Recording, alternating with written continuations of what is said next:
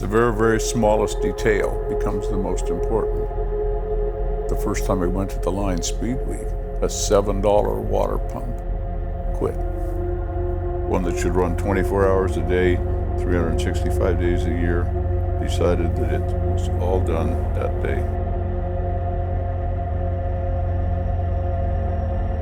On a project like this, zero tolerance is sometimes not close enough. At 40% throttle in third gear, the car goes 385 miles an hour. So it's potentially fast.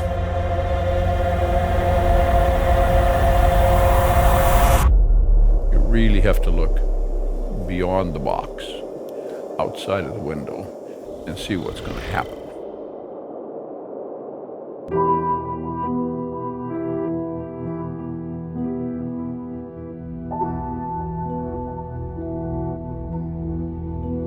Taking things like this apart at the salt flats is an absolute disaster. The steel parts, by the time you get home, they're rusted. The aluminum parts are rotted.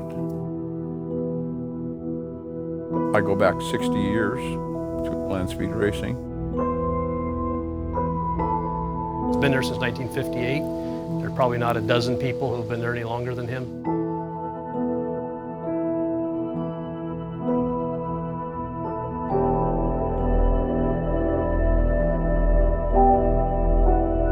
I've worked in the mechanical trade and the machine shop trade basically all my life.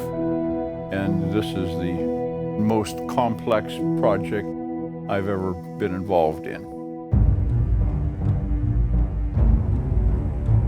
The goal of this vehicle is to be the fastest wheel-driven car on Earth. There isn't anything that really compares to it. The construction and the thought in this car is a little bit above the rest of them. In our conversations, we made a list of the things that it had to have.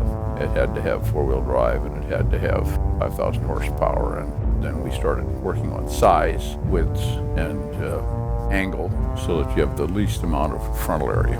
We laid out the whole power package, both motors, rear ends, everything in a line, and I basically built the car around it. These panels are fit within thousandths of an inch. The aerodynamist said it has to be absolutely smooth with no external barbs, and we've done that. There's a lot of little touches on the car that people don't notice. You know, like the abalone shell on the controls in the cockpit, the mastodon ivory on the brake handle and the steering wheel. Jim Hume, the builder, bought a mastodon tusk from the Eskimos. They're allowed to sell it.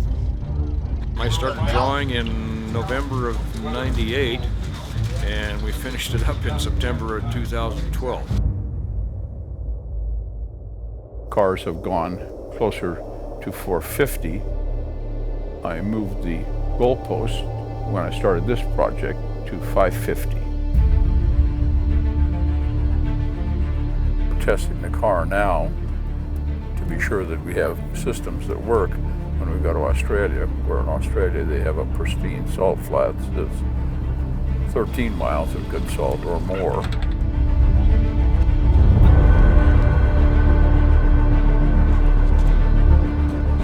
If you don't have good support equipment, then you generally have a problem that is not solvable when you get to the salt flats. This is a heavy car, it's four-wheel drive, it's all brutal power, and the only control on it is me. Being involved in starting the car and starting the second engine. The first one running sounds like lots of other cars, but you get the second one that's unique.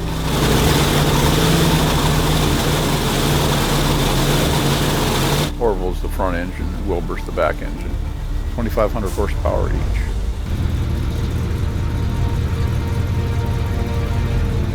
We've only been to full throttle with this car probably 15 seconds in its career. It's mostly terrifying. You know, the car is very, very difficult to drive. It's a real high workload car. It spins the tires a lot. When it spins the tires, because it's all-wheel drive, it doesn't steer.